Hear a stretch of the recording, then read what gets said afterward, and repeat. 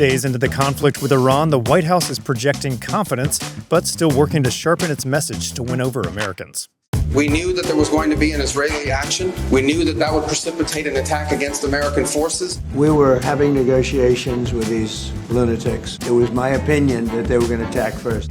I'm Daily Wire Executive Editor John Bickley with Georgia Howe. It's Wednesday, March 4th. This is Morning Wire.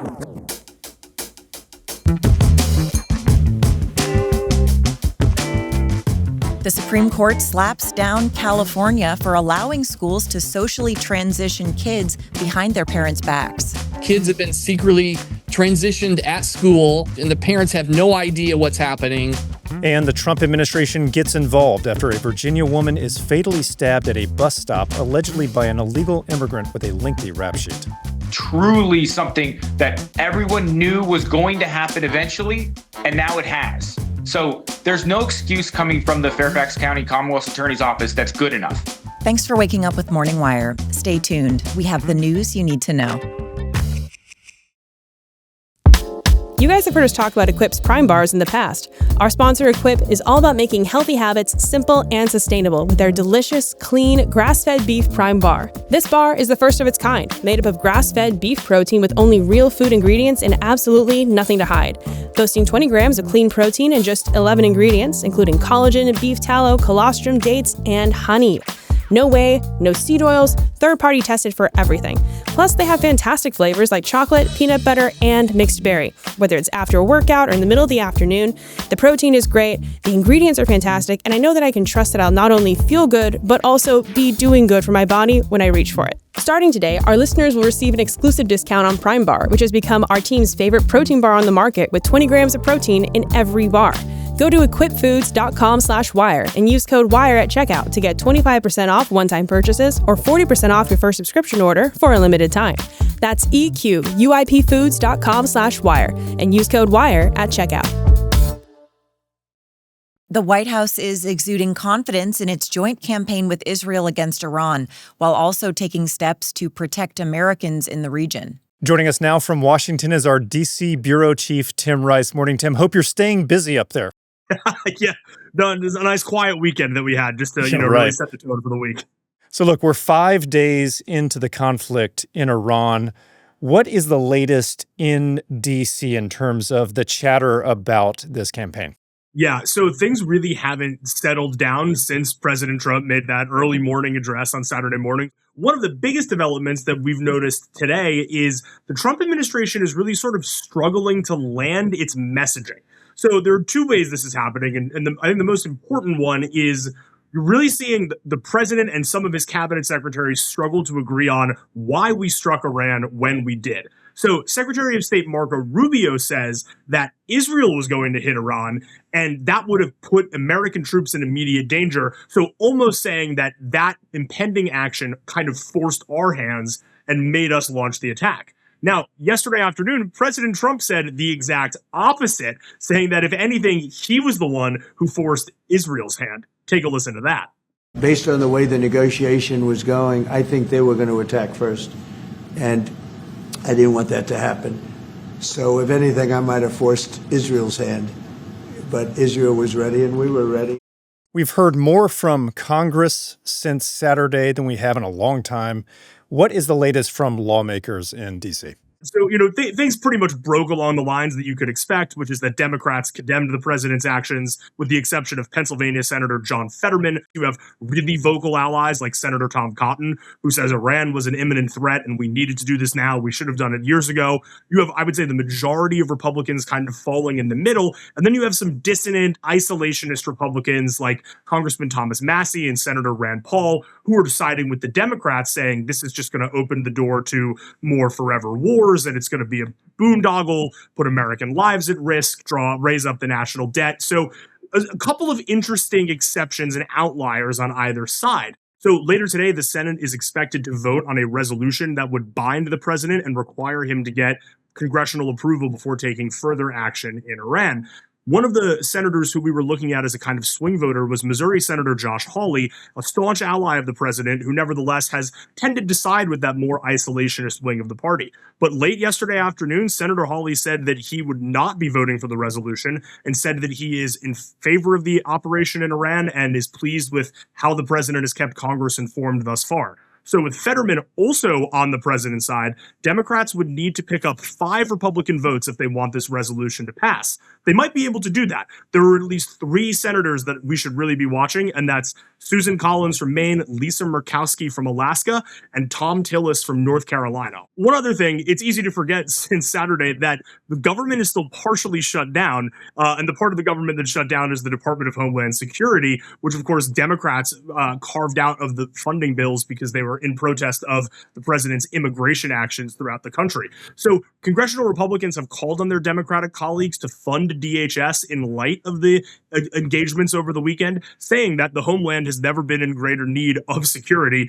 And Democrats more or less told Republicans to pound sand. They're going to keep the Department of Homeland Security shut down for as long as that debate takes, regardless of what goes on overseas. All right, so even that argument shut down by the Democrats. Meanwhile, Americans hanging on every report that streams in from the Middle East. Tim, thanks so much for reporting. Thanks for having me. I'd like to introduce you to 17-year-old Adalea Cross. Adalea was forced to compete against a male athlete who was allowed to play on the girls' team. She lost out on competitive opportunities and was even mocked on the field by this young man. But it got worse. Adalea endured vulgar sexual comments and abuse, words I won't repeat here, from this male athlete. So she decided to change in a separate girls' bathroom because he was allowed to change in the girls' locker room.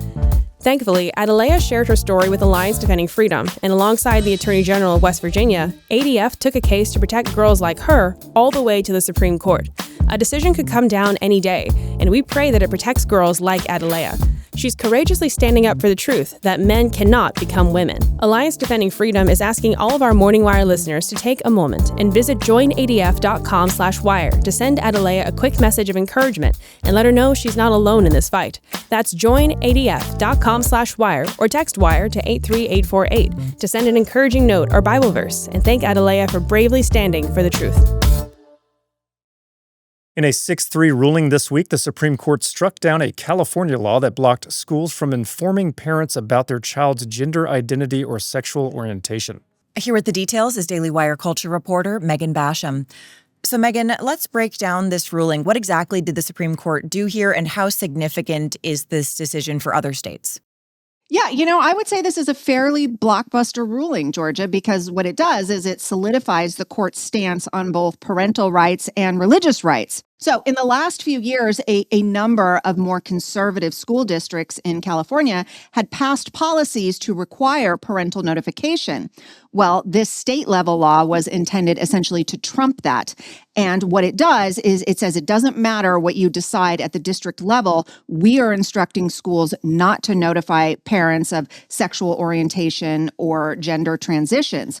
So this case was brought by a group of Christian parents and teachers who opposed that law. In particular, the plaintiffs included 2 Catholic parents who said that the public schools did not notify them when their daughters started to socially transition into boys. In fact, they said that the schools encouraged it. So the parents appealed to both the First and 14th Amendments, arguing that this law violated their religious and due process rights.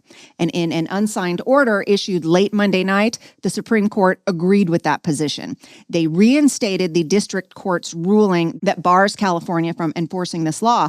And the ruling also requires school districts to defer to parents on what the child will be called as far as his or her name and what pronouns will be used. Greg Burt, who is the vice president of the California Family Council, helped get some of these district policies passed, and he said that this is a watershed moment.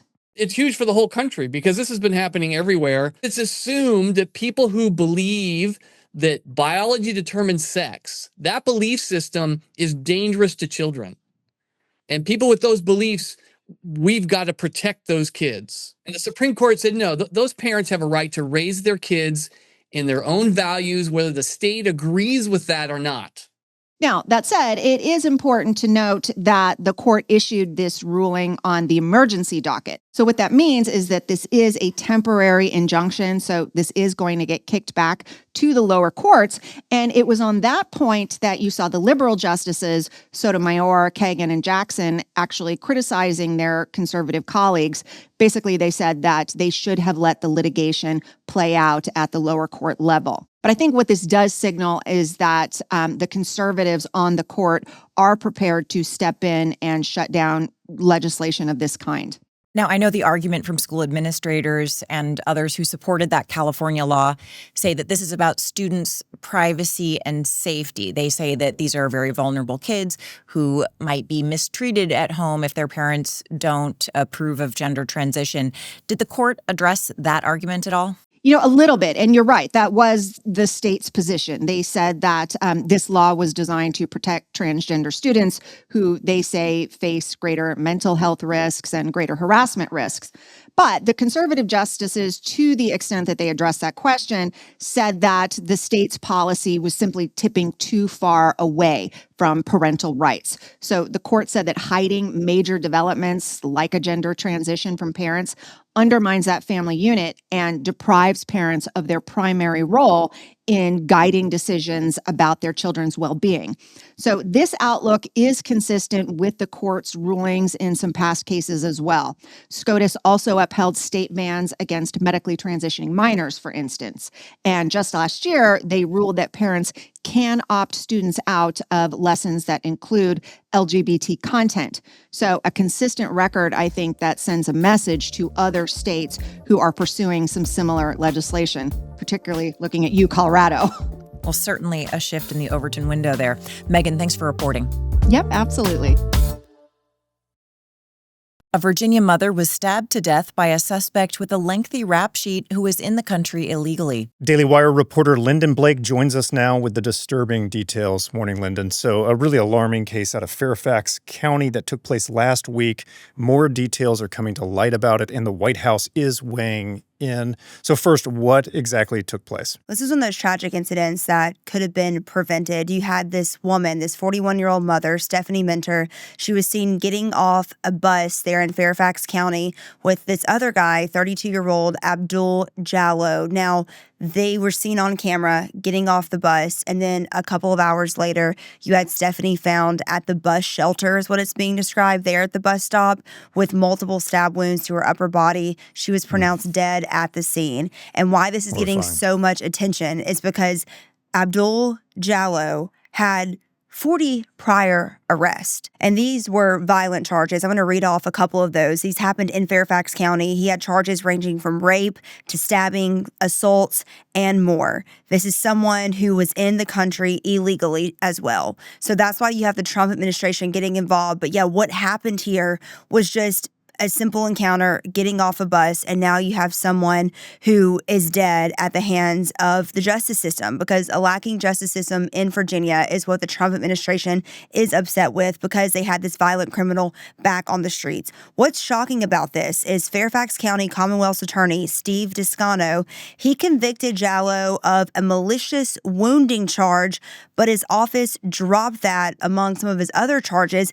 And the reason for that, for not moving forward with that malicious wounding charge, was that the office didn't have the victim's participation or presence at court hearings. Not hard to see why a lot of people are outraged by this. 40 prior charges is incredible, including rape and this violent, very violent charges. Have we seen this kind of pattern out of the prosecutor's office before? Yeah, unfortunately, there has been this repeat type of scenario. And we know it's not just in Virginia. This has happened at places all across the country. But specifically from Descano's office, the Fairfax County office, last December, Descano dropped a murder charge against an MS-13 gang member who allegedly murdered a man. And before that, the office repeatedly dropped charges against an illegal immigrant who then went on to allegedly rape a woman. So this is something in Fairfax County that's happened before. But after this mother was tragically stabbed and killed, it seems like more attention is being put on this. And Virginia Governor Abigail Spanberger, she's ready to work with ICE to make sure people like Jallo cannot harm anyone else. So the Trump administration, they're the ones that are asking Fairfax County officials and Spanberger to not release Jallow without notifying ICE. And to that request, Spanberger said this: as a former federal law enforcement officer who conducted joint search and arrest warrants alongside state and local officers, Governor Spanberger firmly believes that violent criminals who are in the United States illegally should be deported by immigration enforcement. The Department of Homeland Security should request a signed judicial warrant to ensure this violent criminal is deported. Well, ICE officials told 7 News, that's a local station in Virginia, that Spanberger requiring ICE to obtain a judicial warrant is just an extra step that isn't necessary in this case. But what I gathered from that statement is it seems like Spanberger is willing to work with the Trump administration specifically on this case. If they jump through some hoops. Yes. Now, before you go, there are some updates on the Austin shooting, another incidence of violence and a tragic update there. What have we learned? Yeah, this is just such a tragic situation because those who are not familiar where this area is in Austin, it's near University of Texas campus. We know the first 2 victims that were identified were so young, and now a third person has succumbed to his injuries. His name is Jorge Peterson. He was 30 years old and died as a result of that shooting on 6th Street, where that person who did come into this country and was able to get a green card and became legally a U.S. citizen opened fire when he rolled down the window of a car and started shooting. So now that brings 3 people that are victims of that, a total of 4, including the shooter who was killed by police after an exchange of gunfire. But it's a horrible situation. I know it has really shaken up people in that community, and it should, because this is something that should never happen. So there we have another suspect with a lengthy rap sheet and a preventable tragedy in this case. Lyndon, thank you so much for joining us. Thanks. Thanks for waking up with us. And if you're listening to the show, now you can watch for free on Daily Wire Plus. We'll be back later this evening with more news you need to know.